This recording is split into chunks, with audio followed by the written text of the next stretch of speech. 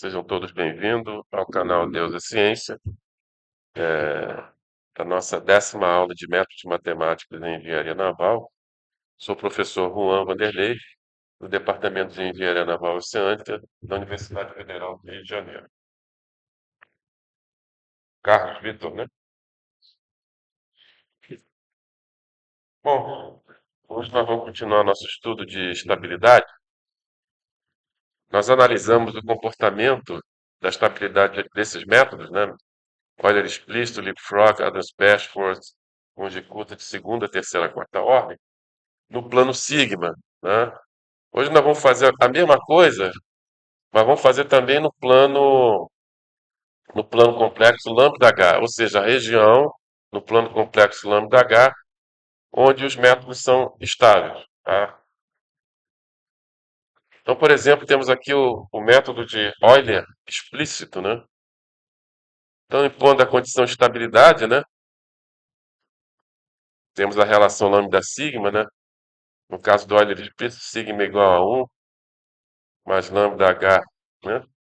Impondo a condição de estabilidade, assumindo que lambda H é um número complexo da forma x mais yi, tá? Então, módulo de 1 mais x mais yi menor ou igual a 1, né? Ou seja, módulo de número complexo, nós temos aqui a parte real, temos a parte imaginária, então isso aqui vai dar raiz quadrada de x mais 1 ao quadrado mais y2 menor ou igual a 1, tá? Elevando ao quadrado, x mais 1 ao quadrado mais y2 menor ou igual a 1. Essa é a equação de um círculo, né? Círculo em centro menos 1 e raio unitário. Então, essa aqui é a região de estabilidade do método de Euler explícito. Ou seja, qualquer valor de lambda H dentro dessa região vai fazer com que o sigma caia na região de estabilidade no plano sigma. Entendeu? Então, vamos dar uma recapitulada aqui. Então, você tem aqui o plano lambda H, né? Aqui você tem a parte real de lambda H, aqui você tem a parte imaginária, né? E aqui você tem o plano sigma. Aqui é a parte real, aqui é a parte imaginária, né? Veja que nós vimos aqui que no plano sigma, né, o método de ordem explícito ele funciona bem para difusão. Então, esse lugar geométrico aqui das raízes sigma, dos sigmas, né, são para difusão. Veja que inicialmente você tem um sigma igual a 1, ele vai caminhando, à medida que você vai variando o passo de tempo, ele vai caminhando, né, aqui dentro, depois ele sai da região de estabilidade, tá? Mas isso a gente consegue enxergar também no plano lambda H. Veja que a região de estabilidade no plano lambda H, do método Euler explícito, engloba um pedaço do eixo real não positivo. Veja que os altos valores da equação da difusão são reais não positivos. Lembra disso? Tá certo? Então, por isso que o que você está vendo aqui, a, a raiz sigma caminhando dentro da região de estabilidade no plano sigma, você enxerga aqui também no plano lambda H. Então, qualquer lambda H que você pegar aqui, tá vendo? Você vai cair aqui dentro, tá bom? Perceberam a jogada? Já para a equação da convecção, nós vimos que o Euler explícito não funciona muito bem, né? Ele é sempre instável para a equação da convecção. E isso dá para enxergar, porque os altos valores da equação da convecção são imaginários puros, tá? E veja que a região de estabilidade no plano lambda H só tangencia o eixo Y, o eixo imaginário, tá? Perceberam a jogada? Estão enxergando isso? Tá? Pelo fato dos altos valores da equação da convecção estarem aqui no eixo imaginário, e essa aqui ser a região de estabilidade do método de Euler explícito, no plano lambda H, o, o, o Euler explícito ele é sempre instável, né, para a equação da convecção. Você vê isso no plano sigma, né, a raiz sigma saindo pela tangente, E no plano do lambda H, a região de estabilidade está tangenciando o risco imaginário. Viram? Conseguiram entender isso aí? Mariana está com uma interrogação aí.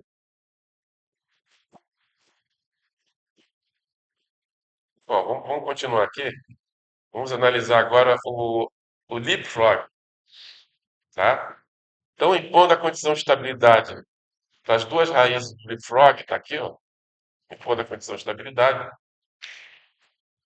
A região de estabilidade ela vai de menos i até i, no plano lambda h, tá? Tá certo?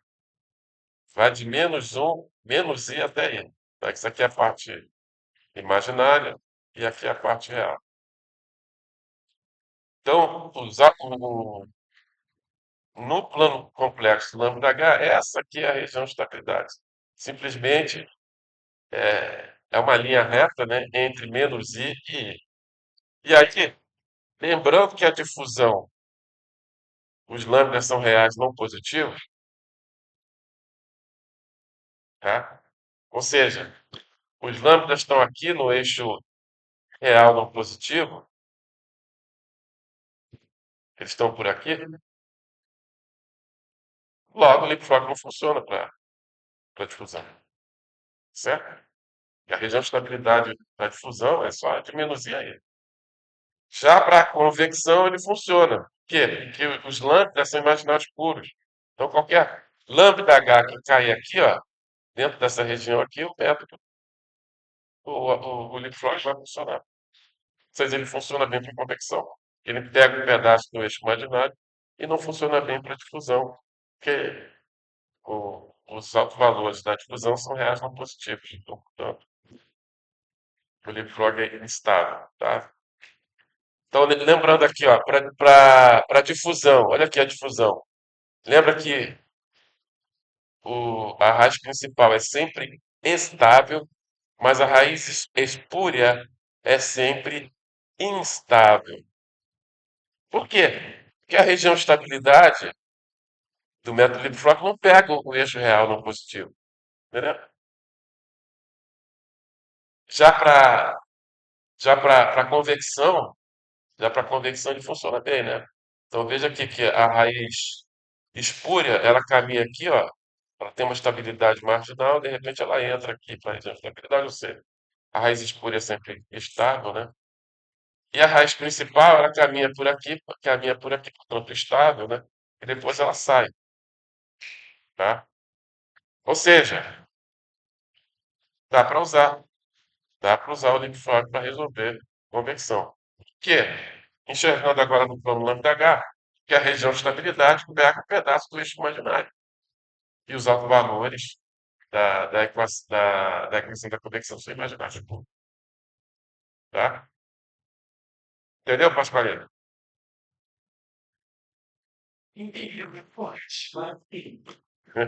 A Mariana, ainda não?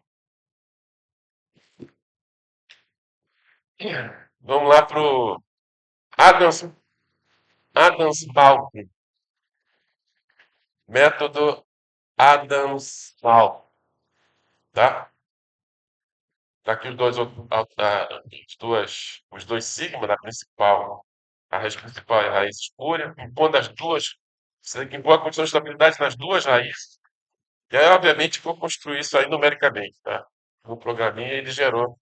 Essa aqui é a região de estabilidade do método Adams-Baldwin. E aí, Mariana, serve para convecção? Serve para convecção?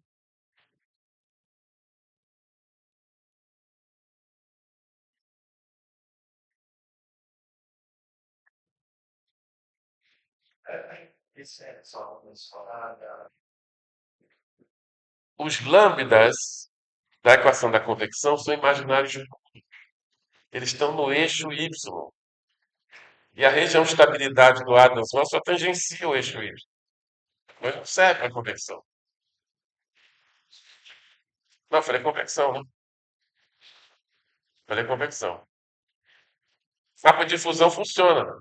Ele pega um pedaço do eixo real no positivo, tá? Eixo real. não positivo, esse pedacinho aqui, ó.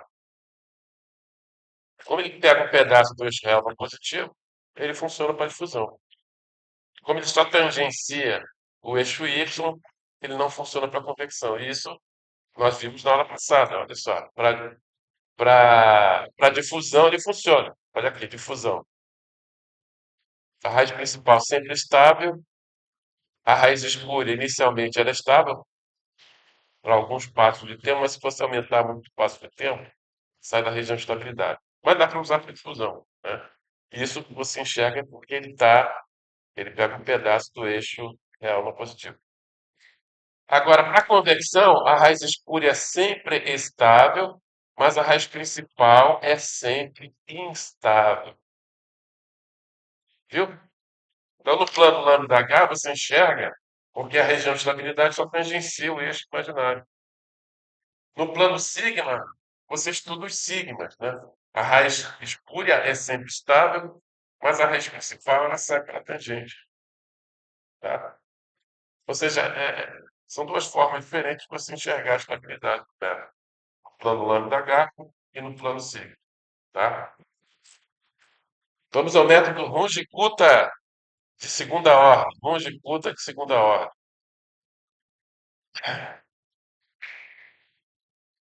Funciona para convecção?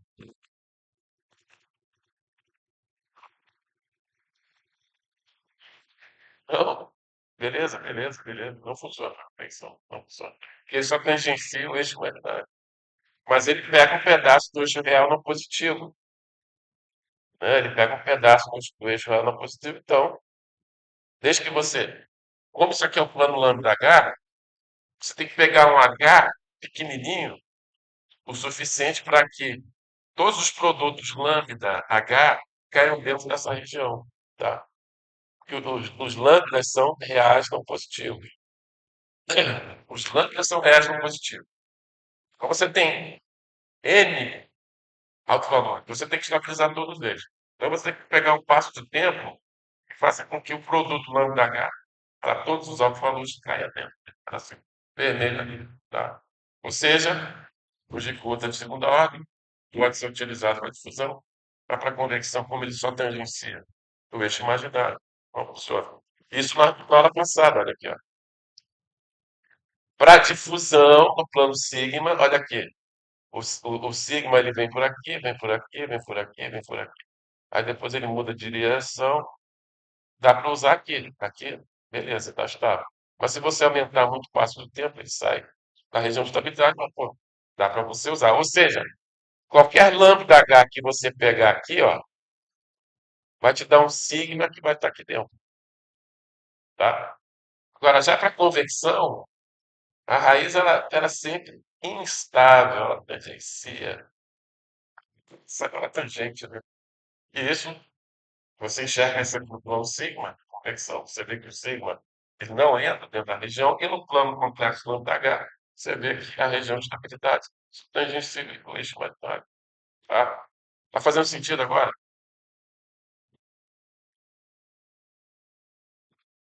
Runge-Kutta, Runge-Kutta de terceira ordem.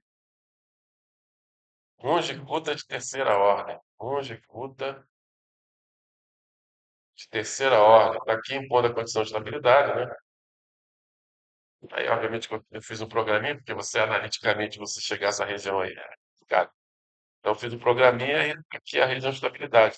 Ele engloba um pedaço, ele pega esse pedaço aqui, ó, do eixo real não positivo, e ele pega todo esse pedaço aqui do eixo imaginário. Ou seja, funciona tanto para difusão como para conversão, tá? Então, nós vimos aqui, ó, qualquer valor de lambda H que você pegar aqui dentro, a raiz sigma vai estar aqui, ó, tá? E qualquer valor de lambda H que você pegar aqui, ó, a raiz sigma para convecção vai estar aqui, ó, passeando aqui dentro da região de estabilidade. Sacou? Um Jicuta de quarta ordem. excelente método, né?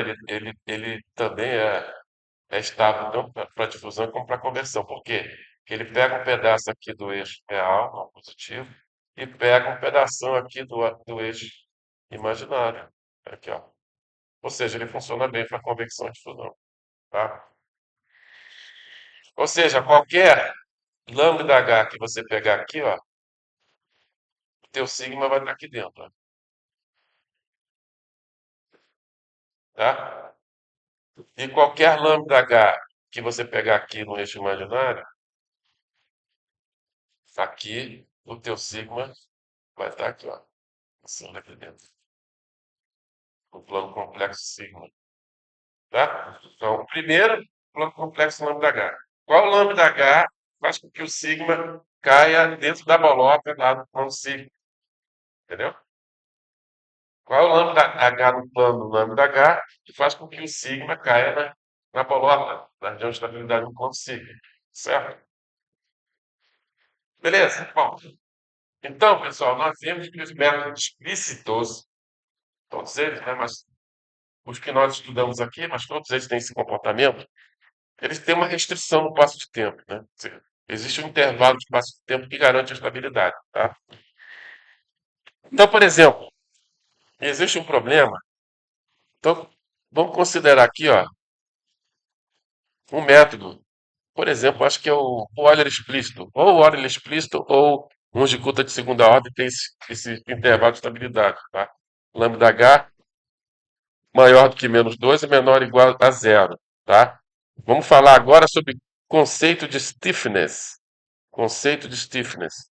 Então, veja que, considerando obviamente a questão da difusão, se você tem o primeiro autovalor é menos um, tá? Você tem n autovalor, o primeiro é menos um, por exemplo, e o último autovalor é menos 10 a quinta.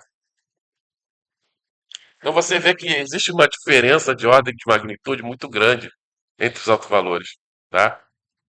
Então, se você for estudar a estabilidade desse método, tá? Jogando aqui o valor de lambda, os dois valores de lambda, para lambda 1 igual a menos 1, isso vai te dar um intervalo de estabilidade por passo de tempo entre 0 e 2. Tá? Para o lambda igual a menos 10 a quinta, isso vai te dar um intervalo de estabilidade entre 0 e 10 a menos 5. Pergunta: qual é o intervalo de estabilidade desse método? Hã? O de baixo. O de baixo. Que o de baixo garante que todos os outros autovalores estão estabilizados. Pô, enxerga bem, Maria. Legal, legal, perfeito.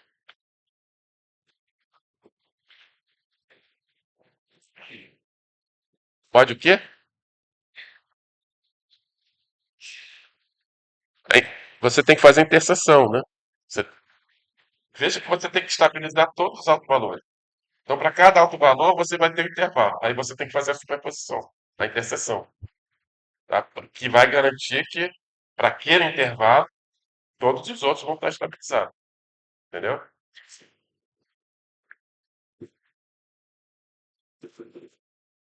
Então, é, vamos ver o que ele fala aqui.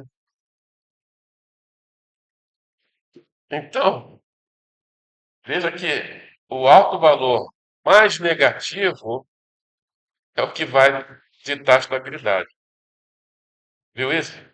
Ou seja, ele vai restringir a estabilidade a um intervalo bem pequeno.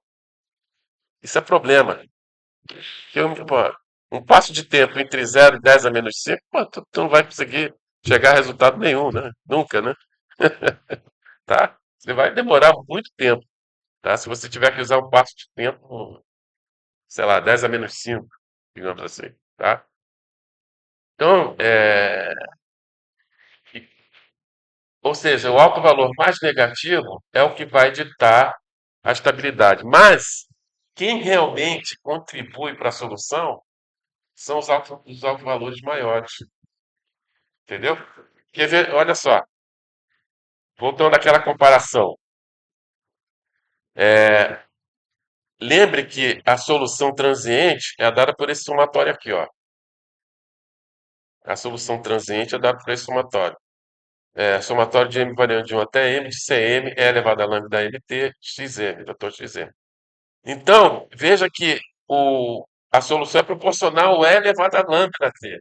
Então, você vai ter um E elevado a menos t, para o alto valor mais positivo, e você vai ter nesse somatório um E elevado a menos 10 a quinta t.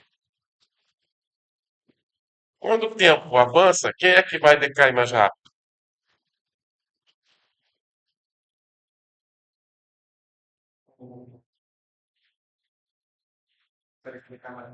Vai decair rápido.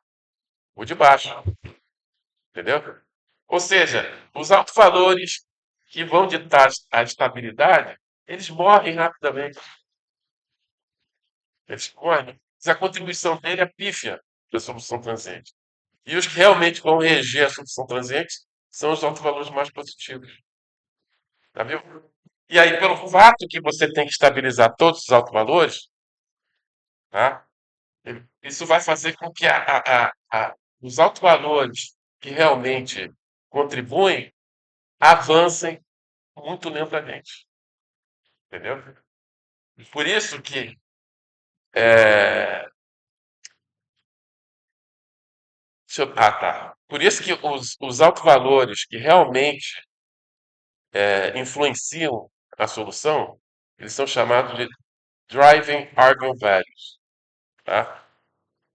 E os altos valores, aqueles mais negativos, que só atrapalham, né?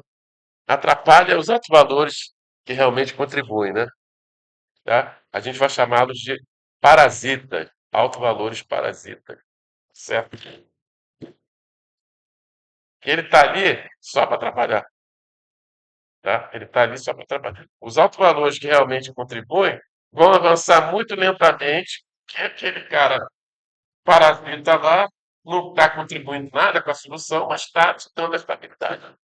E aí você tem que usar intervalo de tempo pequeno, intervalo de espaço pequeno, tá?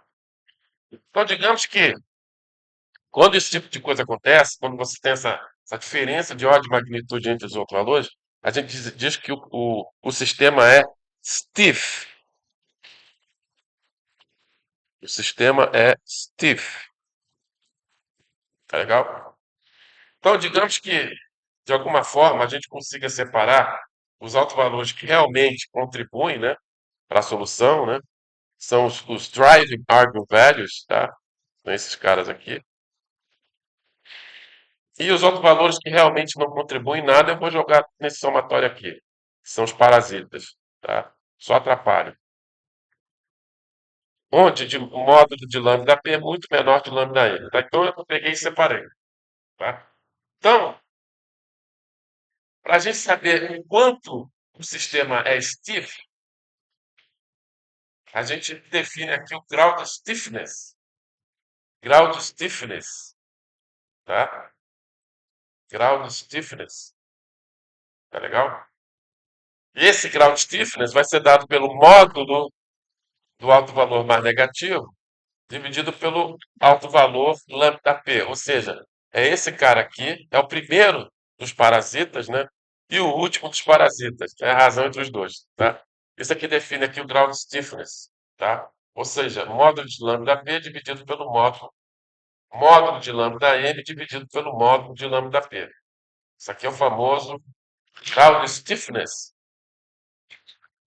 Tá? A live tinha caído. Você estava assistindo? Pois é, cai. Desculpa. E o problema é que eu não tenho como saber se caiu ou não, né?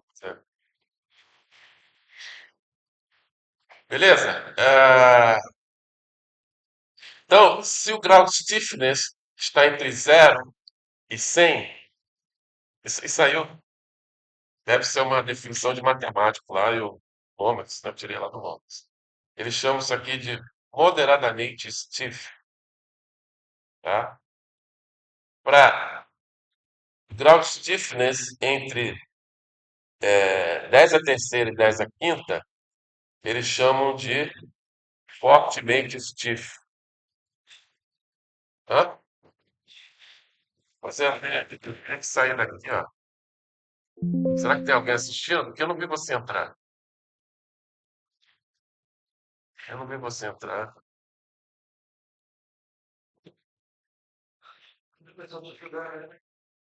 É? Viu? Não, ninguém me contou. Olha só, tá transmitindo sim. Mas não tem ninguém aqui, entendeu? Acho que deve ter caído aí no seu celular, na internet. Que aqui aparentemente está transmitindo, tá?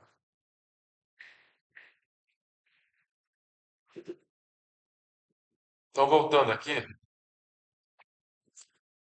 para grau de stiffness entre 10 a sexta e 10 oitavas, extremamente stiff. E para grau de stiffness maior do que 10 a 9, 10 a nona, patologicamente stiff, tá? Nomes engraçados. E aí, o que que acontece? Quanto maior o grau de stiffness, maior a restrição vai ser no passo de tempo, entendeu? Então, se você for utilizar um método explícito, você vai entrar trocando. Por isso que para você resolver Navier-Stokes, para alto número de renes, a camada limitante é bem fininha, né? Então você tem que gerar uma malha bem refinada para você capturar os efeitos viscosos, sabe? E aí tem o grau de stiffness aumenta com o refinamento. O grau de stiffness aumenta com o refinamento. E aí, se você for utilizar o método explícito, você vai ter uma restrição violenta do passo de tempo. Então, a solução para isso, para você vencer esse grau de stiffness, é você trabalhar com métodos implícitos, que eles são insensíveis ao grau de stiffness. Tá? Então, vejamos, aqui, ó. Vamos considerar aqui a equação da difusão, né? Os autovalores são esses aqui. Tá? Para a gente ter uma estimativa, fica difícil você descobrir quais são os que realmente contribuem e quais são os parasitas, né? Então vamos fazer o seguinte, vamos dar uma estimada aqui no grau de stiffness, tá? Então vamos pegar o primeiro autovalor, ou seja, o mais positivo, né? Lambda, que vai ser o lambda 1, que vai ser igual a menos 4.000 sobre delta x ao quadrado, seno ao quadrado de delta x sobre 2. Isso para M, né? Para Mzinho, né? Mzinho igual a 1, né? Mzinho igual a 1, substituindo aqui, ó. Mzinho igual a 1. Você vai chegar a esse resultado aqui, tá? É, chamando esse cara aqui de delta x, ó, chamando esse cara aqui de delta x, tá? Então você vai ficar com lambda 1 vai ser igual a menos 4.000 sobre delta x ao quadrado, seno ao quadrado de delta x sobre 2, tá? Onde delta x é o refinamento, tá legal? No limite, quando delta x, ou seja, quanto maior, quando você vai refinando a tua malha, delta x vai para zero, seno ao quadrado de delta x sobre 2 vai para delta x ao quadrado, delta x sobre 2 ao quadrado, tá? Vai para delta x sobre 2 ao quadrado e o limite quando delta x tende a zero. Ou seja, dá para você cortar esse cara com esse cara aqui, esse cara com esse 4. O lambda 1, o lambda mais positivo vai ser menos μ, onde μ é a difusividade térmica, né? Da equação da difusão. O alto valor mais negativo vai acontecer quando o m for igual ao m maiúsculo, tá? Veja que no limite, quando o m tende a infinito, ou seja, quanto mais você refinar a tua malha, para onde vai m sobre m mais 1 quando m vai para o infinito? Vai para 1. Quem falou? Você? Você é bom em matemática, hein? Vai para 1, tá? Então isso aqui vai ficar π sobre 2. Então o alto valor mais negativo vai ser menos 4.000 sobre delta x ao quadrado, porque seno ao quadrado, seno de π sobre 2 é 1, né? Então o lambda mais negativo vai ser menos 4π sobre delta x ao quadrado. Então, o lambda mais positivo é o maior. Não, o lambda mais positivo, desculpa. O maior lambda é menos μ, tá? E o menor lambda é menos 4.000 sobre delta x ao quadrado. Jogando aqui na nossa definição do grau de stiffness, vamos chegar à conclusão que o grau de stiffness da equação da difusão é 4 sobre ΔX ao quadrado, ou seja, o inverso do quadrado do refinamento. Tá? Então, o grau de stiffness é altamente afetado pelo refinamento da malha, no caso da difusão. Então, imagina que você vai resolver Navier-Stokes para capturar a camada limite, para alto número de N, a camada limite é fininha, vai ter que refinar bem a malha e o ΔX vai ser pequenininho, o grau de stiffness vai explodir. E aí, se você utilizar o método explícito, você vai ter uma restrição. Então eu estou falando aqui alto valor mais positivo, não. O maior, quero dizer, tá? Então, o maior alto valor, né? O maior alto valor vai ser menos ni, e o menor alto valor vai ser menos 4ni sobre delta x ao quadrado, substituindo aqui o grau de stiffness da equação da difusão, tá? Vamos à equação da convecção. Os lambdas são imaginários por tudo, tá? Então, pegando o alto valor, o maior alto valor, né? Vai correr para n igual a 1. Isso aqui vai dar menos IC sobre ΔX seno de 2πn. Tá? Chamando ΔX de 2π sobre m, nós vamos ficar com lambda 1 igual a menos IC sobre ΔX seno de ΔX. No limite, quando ΔX tende a zero, seno de ΔX tende a ΔX. Aí a gente consegue cortar aqui, né? Consegue cortar o ΔX, ou seja, o maior ao valor vai ser igual a menos IC. Menos esse 1.000 menos aqui, tá? Vamos ao menor valor. Ele vai ocorrer, se a gente voltar aqui, eu deveria ter dito. Ele vai ocorrer quando o, hã? É a velocidade da onda, da equação da convecção. Velocidade de convecção, tá? Então, observe que o seno aqui vai ser igual a 1 quando o m for igual a emisão sobre 4. Que aí você vai ficar com π sobre 2 lá dentro. Entendeu? Entendeu? Ou seja, na verdade, o menor alto valor não vai correr para o Mzão, tá? Ele vai correr para Mzão sobre 4. Que aí, ali dentro do argumento, vai ficar π sobre 2, seno de π sobre 2, tá? Ou seja, seno de π sobre 2, tá? Logo, o lambda mais negativo vai ser menos IC sobre ΔX, tá? Ou seja, o maior lambda vai ser igual a menos IC. E o menor lambda vai ser igual a menos IC sobre ΔX. Podemos estimar aqui o grau de stiffness. O grau de stiffness para a equação da convecção vai ser 1 sobre ΔX. Tá? Ou seja, também ele é afetado pelo refinamento, mas não tanto quanto a equação da difusão. Tá? Então, resumindo, o grau de stiffness da equação da difusão é 4 sobre ΔX ao quadrado e o grau de stiffness para a equação da convecção é 1 sobre ΔX. Tá? Então, você vai ter problemas na hora de resolver na via Stokes se você utilizar um método explícito, né? Que o grau de stiffness vai crescer com o refinamento da malha, e você tem que refinar a malha, se você quer capturar os efeitos viscosos, você tem que resolver a camada limite.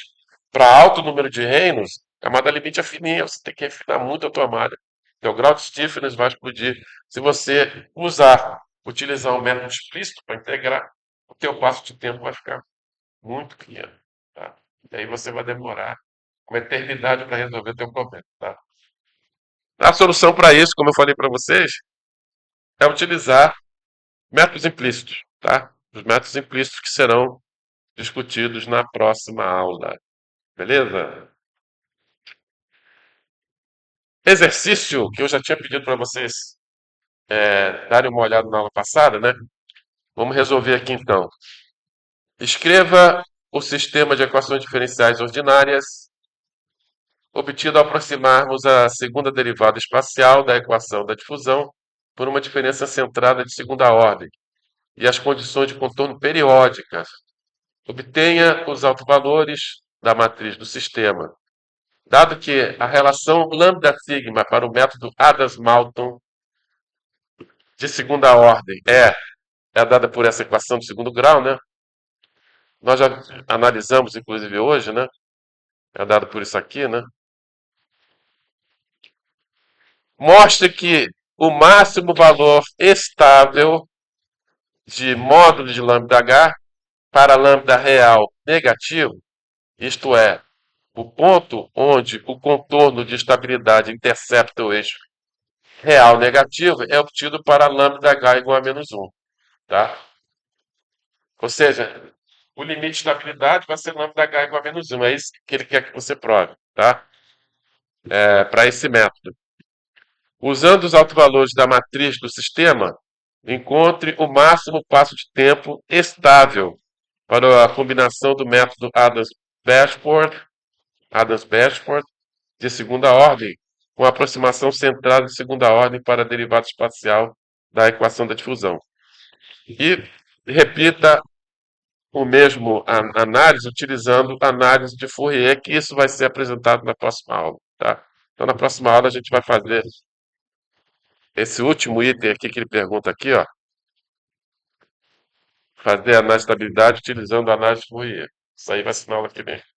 Então, vamos lá. Então, você tem que aproximar aqui a derivada espacial da equação da difusão, tá? Utilizando a aproximação centrada de segunda ordem. Então, veja que você parte de uma equação diferencial parcial e você chega numa equação diferencial ordinária. Inclusive, essa derivada aqui, que era parcial, ela vai virar uma derivada simples. Por quê? Porque a função discreta uj só é função do tempo, entendeu? Não é mais função do espaço, uma vez que você aproximou a derivada. Então, você vai ficar com essa equação, duj dt igual a ni sobre delta x ao quadrado, com j mais 1 menos 2uj mais uj menos 1. Tá? Agora, pegando condição de contorno periódico, ou seja, o valor da função em x igual a zero é igual ao valor da função em x igual a 1. Tá? Então, para satisfazer essa condição de contorno periódica, a gente tem que fazer o seguinte, né? Assim, vamos discretizar o nosso domínio em pontos, né? Está aqui o ponto 1, ponto 2, ponto 3 e assim por diante até o ponto M. Como o valor da função em x igual a 1 é igual ao valor da função em x igual a zero, eu vou repetir aqui o ponto 1 de novo aqui. Entendeu? E aí, na hora que você for, você tem que aplicar essa equação aqui ao ponto 1, ao ponto 2, ao ponto 3, até o ponto M. E aí, professor, aplica de novo o ponto 1? Não, porque você já aplicou uma vez. Senão você vai ter a mesma equação. Tá? Lembrando que à esquerda, quem é que está à esquerda do ponto 1? É o ponto M. Então, aqui, ó, aqui à esquerda do ponto 1 está o ponto M. Tá? Bom, então aplicando essa equação diferencial ordinária aos pontos da malha, né?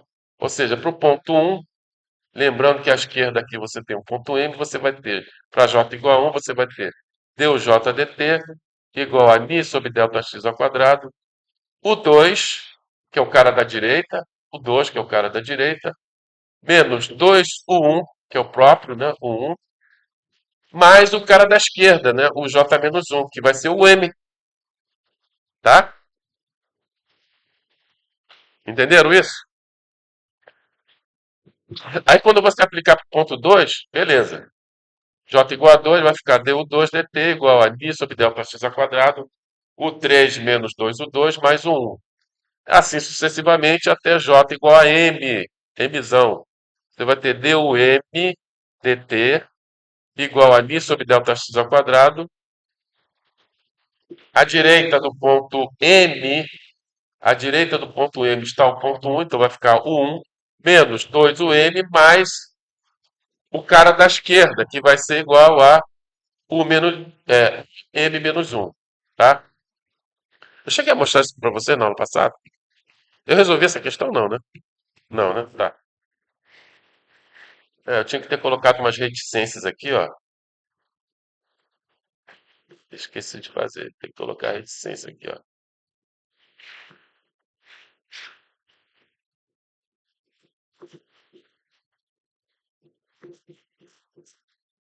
Beleza? Depois eu faço isso. Então, escrevendo isso na forma matricial, a primeira equação, você vai ter d dt de u1, né? D dt de u1, ni sobre delta x ao quadrado, está aqui o ni sobre delta x ao quadrado. Na primeira linha,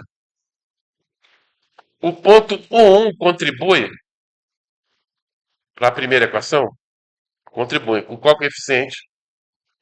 Então, na posição do u1 aqui, correspondente à matriz, eu vou colocar menos 2. Tá? Aparece o 2, aparece. Com qual coeficiente? 1. Então, o 2 está aqui. Na posição correspondente aqui da matriz, eu vou colocar 1. Aparece o 3? Não. O 4? Não. Então aqui é tudo zero. Zero, zero, zero. Até lá no final. Aparece o M. Olha aqui o M aqui, com coeficiente 1. Mas o M está aqui embaixo, ó. Então a posição correspondente ao M é essa aqui, ó. O coeficiente dele. Entendeu? Então veja que essa matriz é uma matriz de banda periódica. A gente chama de matriz de banda periódica. Por quê? E aparece esse cara aqui, ó, no cantinho aqui, e aparece esse cara aqui na última equação também, ó. Nas outras, tudo bem. Você só vai ter a contribuição da diagonal. Mas a primeira e a última equação, além da contribuição da diagonal, você vai ter um cara aqui mal localizado. Por exemplo, para j igual a m, você vai ter d dt, tá? Então você tem d dt de um igual a mi sobre delta x ao quadrado. Aparece o 1, aparece o 1. E a posição do 1, que corresponde ao coeficiente na matriz, vai ser igual a, vai ser esse 1zinho aqui, ó. A gente tem que colocar ele aqui. Entendeu? Aparece o 2? Não. Aparece o 3? Não. Aparece o 4? Não. Tá? Aparece o m menos 1? Aparece. Ele tá aqui, como o m menos 1 é o penúltimo, você tem que colocar o coeficiente dele aqui. Tá? Aparece o m? Aparece o coeficiente menos 2. Então a posição, o coeficiente dele é aqui. Tá? Entendendo? A diferença de uma matriz de banda simples e uma matriz de banda periódica. Tá? Quando você tem condição de contorno periódico, você vai ter uma matriz. A matriz do sistema vai ser uma matriz de banda periódica. E a gente representa isso dessa forma aqui, ó. Ou seja, du dt, ddt do vetor u vai ser igual a mi sobre delta x ao quadrado, matriz de banda periódica, com diagonal inferior 1, diagonal principal menos 2, diagonal superior 1, vezes o vetor 1. Tá? Então, eu quero te dar estabilidade do método Adams-Bashforth para resolver esse sistema aí. Então, para fazer isso, tem que determinar alguns valores. Tá?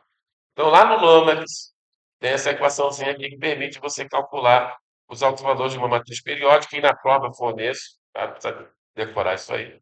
Uma matriz de banda periódica, uma matriz M por N com diagonal inferior A, diagonal principal B, diagonal superior C. O lambda vai ser igual a B mais A mais C cosseno de 2πn sobre Mzão, né? Menos I, A menos C, seno de 2πn sobre Mzão, M variando de 0 até M menos 1, Mzão menos 1, tá? Então, precisamos, para calcular aqui os altos valores, precisamos determinar o valor de A, né? Quanto é que vale o A? Aqui no meu sistema, quanto é que vale o A? Vale? Quem falou um aí? Você falou um, cara. Caiu de novo? Vai cair na prova. Não, pô. Porque tem esse escalar aqui multiplicando a matriz, cara. Ó, tem que multiplicar aqui dentro. Ó, tá vendo como é que, cara? Principalmente o pessoal que falta aula, esses aí não tem a menor chance. Tá? Se o cara já vem e já dá uma mancada dessa, os que falam, é certeza, tá certo? Então o A vai ser igual a ni sobre delta x ao quadrado, B igual a menos 2i sobre delta x ao quadrado e c igual a i sobre delta x ao quadrado, tá? Então, eu tenho esperança que pelo menos o pessoal que falta assista os vídeos, né? Para não cair nesse tipo de cilada aqui. Valores de A, B e C. Substituindo aqui, ó. Veja que o A é igual ao B, o A é igual ao C, né? O A é igual a C, você tem A menos C aqui, isso aqui vai ser zero, tá? Essa última parcela aí. Então você só vai sobrar isso aqui, ó. Substituindo vai dar lambda m igual a menos 2π sobre delta x ao quadrado, mais 2π sobre delta x ao quadrado, cosseno de 2πm sobre mzão, tá? Podemos botar menos 2π sobre delta x em evidência, ó, dando evidência. Vai sobrar dentro colchete, né? 1 menos cosseno de 2πm sobre mzão, tá? Lembrando, isso está na prova, eu vou fornecer para vocês que 2 seno ao quadrado de θ é igual a 1 menos cosseno de 2θ, tá? Isso está na prova, legal? Então vai sobrar aqui o quê? Aqui vai sobrar 2 seno ao quadrado de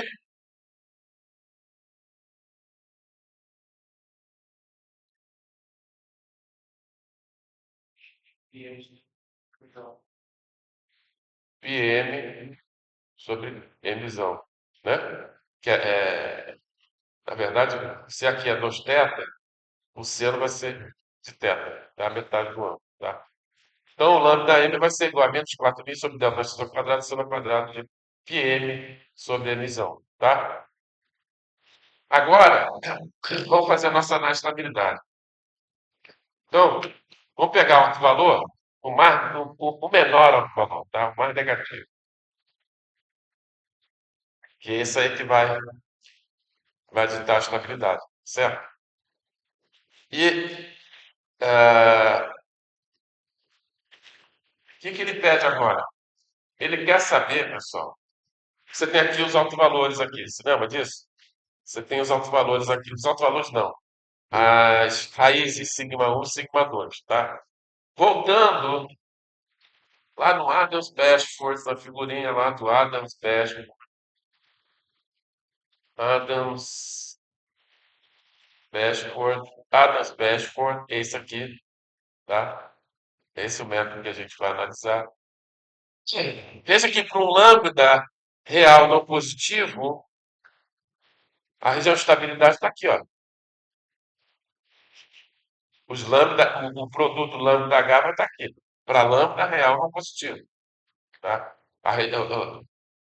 O intervalo de estabilidade vai ser isso aqui, esse pedaço aqui.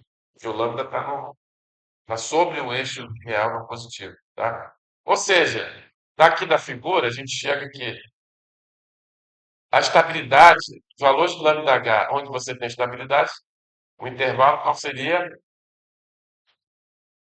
De 0 a menos 1, tá? De 0 a menos 1. Todos enxergaram isso aí? Mas daí é fácil você enxergar aqui. Ele quer, o que está pedindo é que você, utilizando as duas equações dos sigmas, sigma 1 e sigma 2, para você determinar que para lambda H igual a menos 1, você está aqui, ó. Você está no limite de estabilidade. Ele quer que você prove isso. Na verdade, não. Ele quer que você prove. Na verdade, você enxerga que é menos 1, o limite de estabilidade. Mas sem você ter esse gráfico, você, nada te garante que lambda H igual a menos 1 é o limite de estabilidade. Então, para você saber se você está no limite de estabilidade, o que você tem que fazer?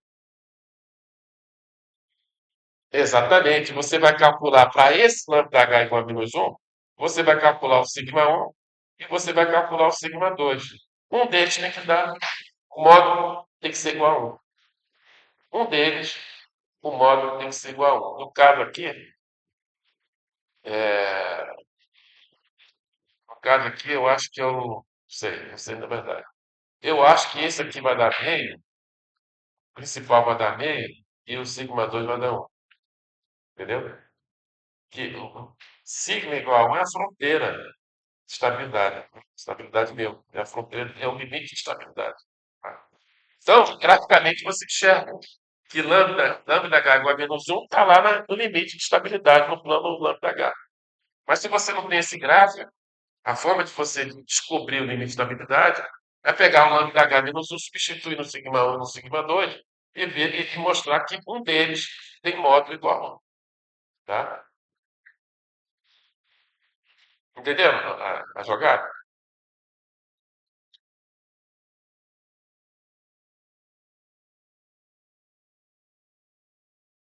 Então foi isso que eu fiz. Ó. Tem aqui o sigma 1, temos aqui o sigma 1, temos aqui o sigma 2, substituindo aqui o valor lambda H igual a menos 1,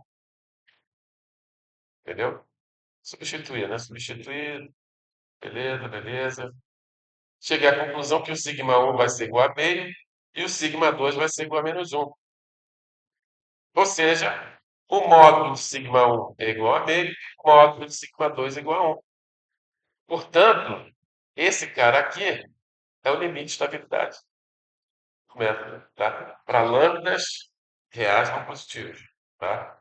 Portanto, lambda H igual a menos 1 é o limite de estabilidade, pois o módulo de sigma 2 é igual a 1, tá? E aí, ou seja, o limite de estabilidade, o intervalo de estabilidade para os lambdas reais não positivos vai ser lambda H entre menos 1 e 0, tá?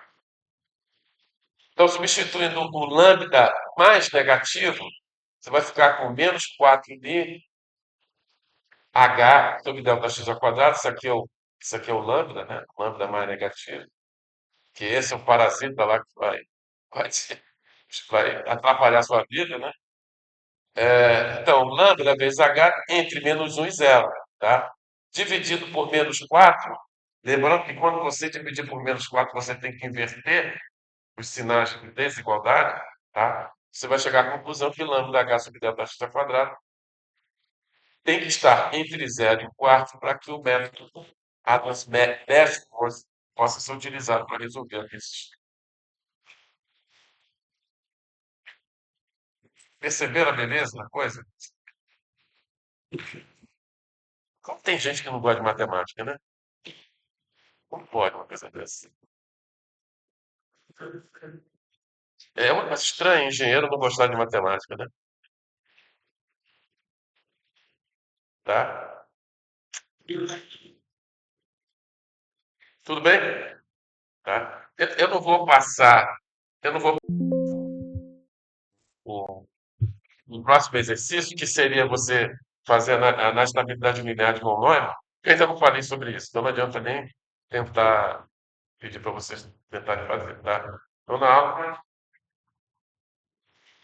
vai até a metade da próxima, tá? Bom, na verdade, tá. Eu diria que 99% vai até aqui. Tem 1% que é a metade da próxima aula, tá? Na próxima aula eu vou falar sobre os métodos implícitos. Por que dos métodos implícitos? Vou falar dos métodos implícitos, né? Vocês viram hoje que os métodos implícitos de primeira e segunda ordem são incondicionalmente estáveis, pelo menos para a equação de convecção de fusão lineares. Eles são incondicionalmente estáveis, certo? E, portanto, eles são independentes, eles são insensíveis ao grau de Stephen. O grau de Stephen eles pode parar, explodir que o negócio funciona. Entendeu? Então vale a pena trabalhar com método implícito, principalmente se você for resolver na Navier-Stokes para alto número de reinos, né? Porque você tem que capturar a camada limite, tem que refinar a malha lá dentro da camada limite para você conseguir capturar, resolver o perfil de velocidade dentro da camada limite. Senão você não vai resolver. Tá? Eu acho que com isso nós encerramos a aula de hoje, mas eu vou passar um exercício para vocês, mas eu vou encerrar aqui o nosso vídeo. Agora caiu mesmo. É, eu acho que eu tinha visto isso aqui. Bom, tudo bem. É, muito obrigado a todos que acompanharam o nosso vídeo, né? Agradeço a participação de todos e a nossa próxima aula vai ser na quarta-feira que vem, onde nós falaremos sobre métodos implícitos, né? E vamos falar também sobre a análise de estabilidade linear de Von Neumann. Legal? Então, muito obrigado a todos. Tchau.